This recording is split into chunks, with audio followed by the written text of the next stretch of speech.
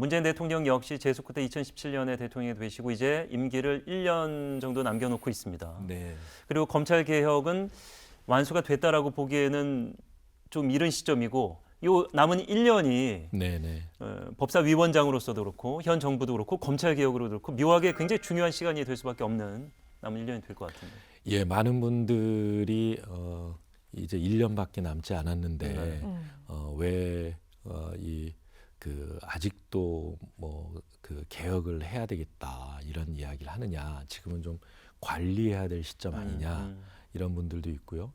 그 촛불혁명의 결과로 만들어진 정부인데 제대로 한 개혁이 무엇이냐라고 묻는 분들도 계십니다. 근데 사실 문재인 정부는 이제 4년이 지나가고 있습니다만 그 이전 전반기 3년간은 국회에서 130석 안팎을 가지고 있는, 그러니까 국회 내 절반이 안 되는 기반을 가지고 있었던 정부였거든요. 그러니까 법률 개정을 통해서 뭔가 개혁을 뒷받침할 수가 없었습니다. 그러니까 이제 검찰 개혁 1단계안 이게 패스트트랙이라는 아주 일테면 좀 예외적인 절차, 국회법이 정하고 있는 예외적인 절차를 통해서 겨우겨우 이뤄낸 거잖아요. 네. 그 당시에 저도 표결에 참여했습니다만 158석이 과반이라면 151석 겨우 채워서 법 개정을 했던 기억이 있는데 그렇다 보니까 사실 그 검찰 개혁 이외에 나머지 법 개정을 통한 개혁 작업이 제대로 된 게 없습니다. 근데 이제 작년에 21대 국회에서 그 당시에 당선 의석으로는 180석, 현재 우리 당이 남아있는 의석은 174석인데요. 이런 그 과반 의석을 만들어 주신 겁니다. 그리고 이제 1년이 돼가고 있습니다. 그러니까 저희들이 21대 국회가 뒷받침해서 문재인 정부의 개혁 작업은 어떻게 보면 작년 정기국회 그리고 이제 올해 정기국회까지가 뭐랄까 이렇게 할 수 있는 기간인 것이죠. 이 기간에 할 수 있는 개혁은 또 해야 되겠다라는 것이고요.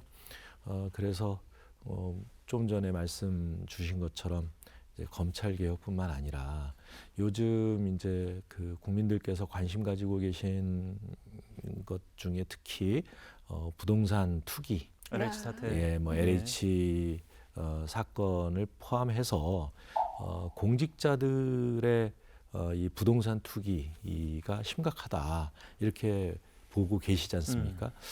사실 이거는 이제 사정기관들이 일찌감치 이런 문제를 그러니까 낱낱이 들여다보면서 이 공직자들이 한눈 팔지 못하도록 그렇게 했어야 되는 것이죠. 그런 면에서 이제 우리 대통령께서도 그렇고 이제 국회에서도 이런 데 대한 경각심을 계속 부각을 시키고 이 관리를 해 오지 못한 데 대해서는 정말 뼈를 깎는 반성을 해야 된다 이렇게 생각을 하고요.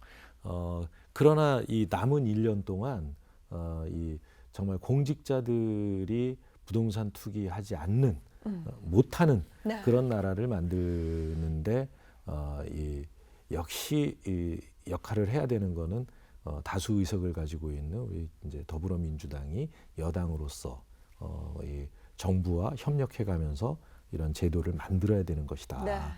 이렇게 생각을 하고 있습니다. 네, 지금 뭐 당 관련해서 이야기가 나왔기 때문에 좀 질문 하나 드리자면 사실 뭐 최근에는 여러 가지 이유로 인해서 뭐 분위기가 좀 많이 달라지긴 했습니다. 당 지지율도 하락을 했고요.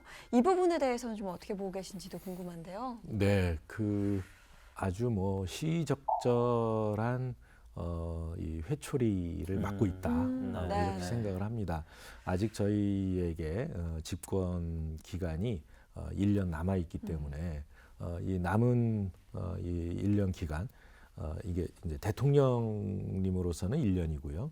저희 이제 국회의 입장에서는 물론 3년이 남아 있는 거긴 합니다만 문재인 대통령과 협력해서 이 21대 국회가 1년 동안 그 국민들께서 걱정하시는 그런 문제를 깔끔하게 해결을 해보겠다 이런 생각을 가지고 있고 그래서 이제 공직을 통해서 입수한 뭐 정보라든가 아니면 뭐 또 이런 걸 활용해서 부동산 투기를 한 경우에 엄벌을 하고 네.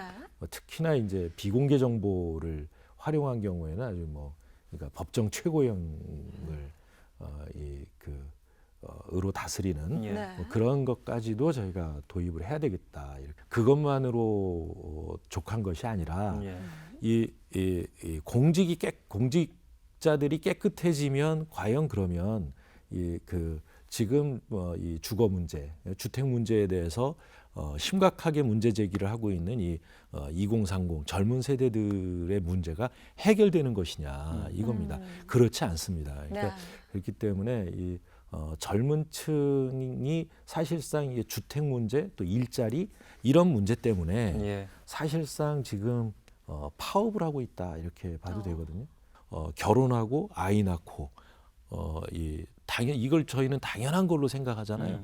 당연한 것으로 생각하고 있는데 우리 젊은이들은 지금 결혼을 안 하고 아이를 안 낳고 있지 않습니까? 네. 결혼 안 하고 아이 안 낳는 것도 이것도 파업인 거죠. 그러니까 지금 대한민국이 젊은 층의 파업 사태를 맞고 있다. 예. 이 문제를 먼저 해결해야 된다고 봅니다. 그래서 정말 주거 복지 제도를 그러니까 이 근본에서부터 다시 바꿔서 예. 그러니까 주거 문제에 대해서만큼은 국가가 책임지는 그러니까 주거 국가 책임제 이런 것들을 도입해야 될 필요가 있다. 예. 그래서 결혼해서 아이를 낳는 우리 젊은이들에게는 국가가 임대주택을 뭐 반드시 그러니까 제공한다든가 네. 네. 그 젊은이들이 좀 여유가 있어서 집을 사겠다고 그러면 뭐 좀 장기 융자 예.